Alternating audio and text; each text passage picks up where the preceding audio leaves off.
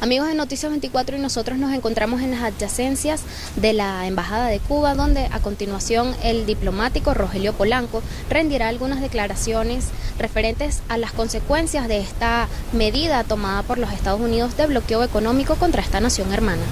Nosotros pensamos que el mundo no se dejará confundir porque aunque la resolución reconoce los pasos positivos dados por la administración de Estados Unidos para desmantelar algunas de las y modificar algunas de las políticas de bloqueo a Cuba, hoy se mantiene vigente y pensamos que han sido positivos estas medidas. Se reconoce incluso la voluntad del presidente de Estados Unidos de entablar un debate con el Congreso para el levantamiento definitivo del bloqueo. Se saluda la visita del presidente Obama a Cuba, pero se reitera que el bloqueo persiste en sus efectos contra el pueblo cubano, sus daños humanos y su alcance extraterritorial. Por tanto, al no modificarse de manera sustancial esta política, Cuba mantendrá su solicitud de que se discuta este tema en la Asamblea General, se vote la resolución y se condene la continuidad de una política agresiva, criminal y genocida contra nuestro pueblo. Otra cosita, usted decía que el bloqueo depende del Congreso, pero en el caso de la base de Guantánamo, ¿esa sería una competencia del Ejecutivo de Estados Unidos o también dependería del Congreso? Es una decisión ejecutiva. La base naval de Estados Unidos en territorio ilegalmente ocupado en Guantánamo fue una imposición a nuestro pueblo y por eso debe cesar.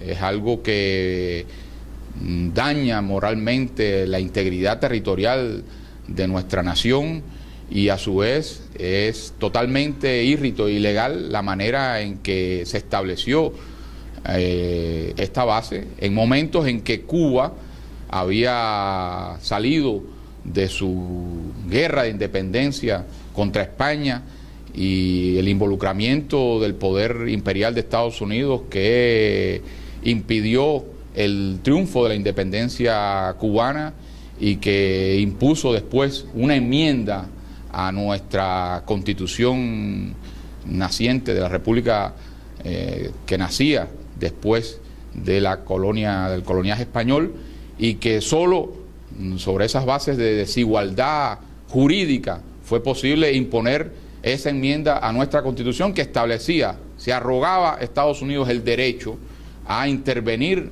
cuando lo considerara en territorio cubano y a establecer bases navales en diferentes lugares de nuestro país. Por tanto, es ilegal a su vez porque no establece término de esa especie de contrato o convenio de arrendamiento de esa base naval, lo establece a perpetuidad y según el derecho internacional resulta totalmente írrito una decisión de esa naturaleza. O sea, para nosotros todo el territorio de Cuba es parte integral de nuestro país, incluido el que de manera ilegal Estados Unidos mantiene ocupado con la presencia de su base naval en territorio de Guantánamo.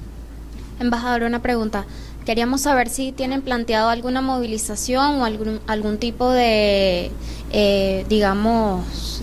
acto previsto para el día 26 en apoyo a esta solicitud, no solo en Venezuela, sino en demás países que mantienen pues pendientes de este asunto. Sí, cómo no. Se ha desarrollado una campaña a nivel mundial con el título de Yo voto contra el bloqueo. El bloqueo de Estados Unidos daña al pueblo de Cuba. Hemos recibido numerosas muestras de solidaridad en los más disímiles rincones del planeta, de los diferentes sectores del mundo que reconocen en esto una política totalmente ilegal y genocida.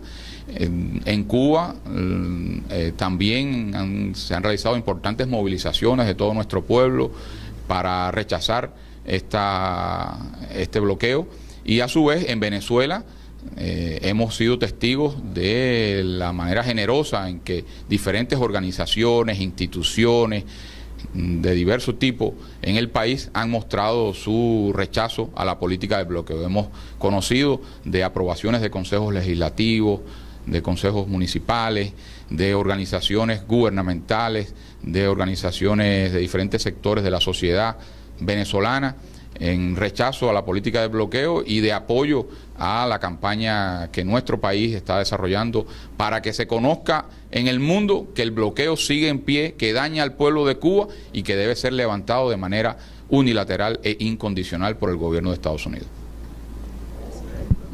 Gracias. Amigos de Noticias 24, estas fueron las declaraciones. Con esta información regresamos al Pase de los Estudios.